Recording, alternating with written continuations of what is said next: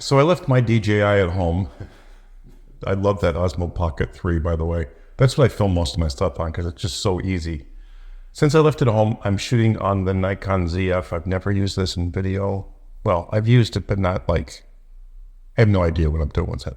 I put that 28 f2 lens on it, the plastic lens. I'm going to do my best, and I have to sync audio because I don't have a cord to go into the side of that. And every time I go into the camera with a mic, it always sounds like crap. So I just figured I'll sync it later. Anyway, that being said, today I'm shooting someone, and I have the opportunity to switch out this setup that I did yesterday with the strobes, with the D2 and the B1X, with the LEDs. So I'm gonna do the same thing. I'm gonna put the 650 up here as a fill now, because I don't think it has enough power to be a main going through a giant scrim like this, but we'll find out. We'll try everything. And then I'll use the 300 as a main, like I did with the Beauty Dish, with a small softbox, and see how that works out. I think it may work out well. I'm hoping, but I don't know. So only one way to find out, and that's to try it. So I got to swap these out. And the other thing that I'm worried about is on this side where I'm plugging everything in so nobody trips over everything, I'm on one breaker. So I don't know if the 650 and the 300 will be okay just on one breaker, because that's a lot of power. I guess we'll find out. If it kicks the breaker, it didn't work. Anyway, so I'll swap this stuff out here. I'm going to do my best with this camera, and hopefully it stays in focus and stuff, because honestly, I didn't say anything up. I just put it on manual, and I didn't even go into the video settings, so I don't even know what this is shooting at, honestly. So hopefully it's looking good, and it'll be good. I don't know. Setting these things up in studio is easy enough, but I just can't imagine having to take these on location, versus a small strobe. That's just my opinion, but they are nice, and they are easy to set up. I just wanted to, put my 2 cents in here while I'm setting these up. Now I'm going to flip you around because I want to turn that thing on and see what the light is like, and then shut the shade and really see what that light is like.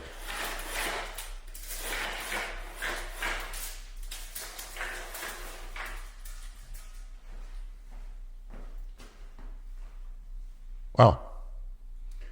I'm looking at a tiny screen, so I'm really not sure, but now for the real test, I'm going to actually plug in this light and see if everything shuts off. Okay. Well, we're going to have to see this together because I can't tell if it's good, bad, or the other. This is me after I set up the camera. I put the better focus thing on, the wide area, large. So it'll probably stay in focus now because I had it on that small point, which, is my fault for this. And I don't want to bash the camera, when it's just the wrong settings. But now that all that is said and done, my key for this is to show you the GVM Pro 650 and Pro 300 in use for stills, not video. And I'm not going to go through specs and so forth because I really don't care about specs. I mean, there's so many videos. They send so many free products out to people that tell you the same thing over and over, and they don't show anything. They don't show them in use. It drives me a little crazy. There's a couple that show them in use, but mostly it's just like, oh, wow, it's really bright. And they do the whole, oh, it's so bright. And then they tell you it does lightning, it does candle, it does TV. I don't care about any of that. Let me see it in use and how it looks in use. That's what I care about. Even for video, but we know the light's bright. It's a 650, it's a 300. We know they're bright, but what do they look like? How are they in use? That's what I'm here for. So today, I guess I'm showing it to you in video in use. Not great. I'm not a video guy. I don't care about anything like this. But in stills, I really want to see what I'm going to be able to do with this. Now, I'll be using the 50 Summicron version 5. I had to show you this because I got this from B&H, and I'm not sure who puts it out, but it's on B&H. and it's the tab. So I put this little tab on here because I just love a tab, and the version 5 doesn't have one unless you buy the Apple for $9,000. So this was $7 or $7.95 or something like that, and I really like it. It's a nice add-on to my lens, and when you remove it, it doesn't leave any residue or anything, so that's great. But it's a nice, really nice tab. I did get this off of B&H. I don't know what to look for. If I remember, I'll leave a link in the description for this. But this is really nice. I'm going to try this on a couple other lenses as well. It's just nice to have a tab on the 50 Summicron. Anyway, so let's get to the shoot. Hopefully, you're happy with this video and audio, and I synced it correctly and all that kind of stuff. And I'm doing justice to the ZF for actually setting something up. Again, not perfect, not a video guy, but hopefully this looks a lot better than it did in the first 2 clips. Thanks for watching as always. Let's get to the shoot. Well, I first want to say I'm really impressed with these lights as far as the color tone, color quality. They are really, really nice. And believe me, I've had GVMs before and was just okay with them. They weren't anything special. These are I don't know, there's something special about these that I do like. Now, as far as like having these for studio, I don't think I would ever carry these with me anywhere. These are definitely not something I want to, not that you can't, but I don't want to carry these on location with me for any kind of location shoot. I would always pick strobe for that. But in studio, being able to shoot like this, because I'm at 500th of a second, ISO 400 at f4 on these photos. That to me is pretty impressive. And I went down to ISO 200 a couple times without issue. I did say that, like, okay, well, I want the 650. And with a giant scrim, like a 8x8 scrim like this, the 650, I believe 100% is needed. Because I need that power. If I just want to use that light alone, I can't take up power from a 300, but I can dial back power from a 650. Now, not everybody has the room for a scrim like this. Granted, and it's a bit crazy for anything, even with my space. It's crazy in my space because my space is small, but I do like working with a scrim. But you can do the same thing with 2 300s. 2 Pro 300s, I would definitely recommend the Pro line 100%.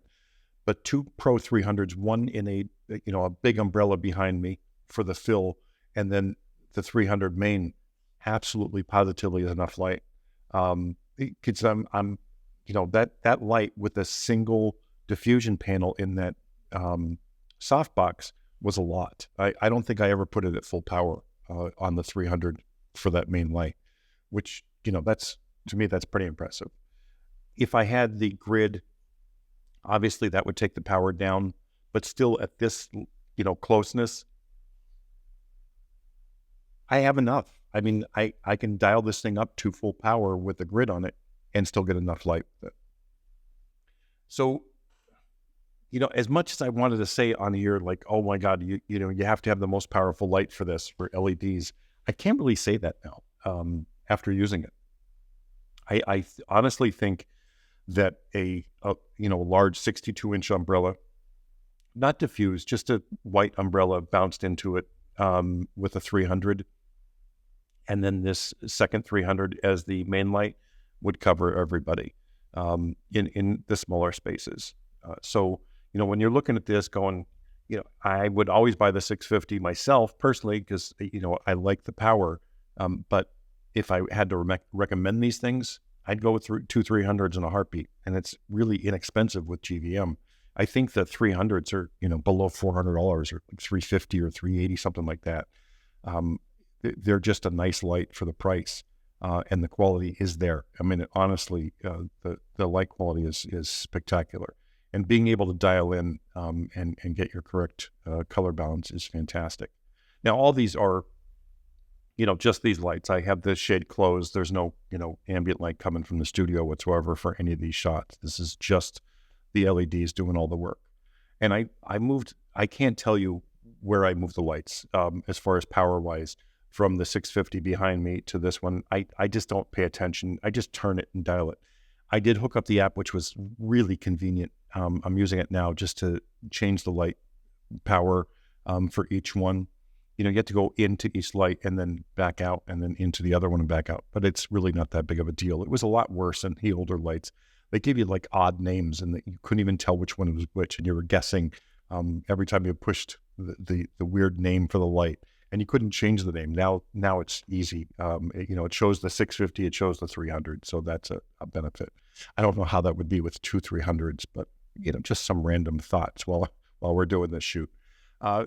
Anyway, it's great. It's a good system, and I think adding a grid, which probably should be my next step, but I do want to try the 300C. So they have a Pro 300. Pro 300B, which is the bicolor, that's this one, and the Pro 300C, which is RGB, which I think, adding that third light for backdrop would be kind of cool. These are just some shots. We were shooting. I wanted to get her some cool shots, so we did the flash on top of camera.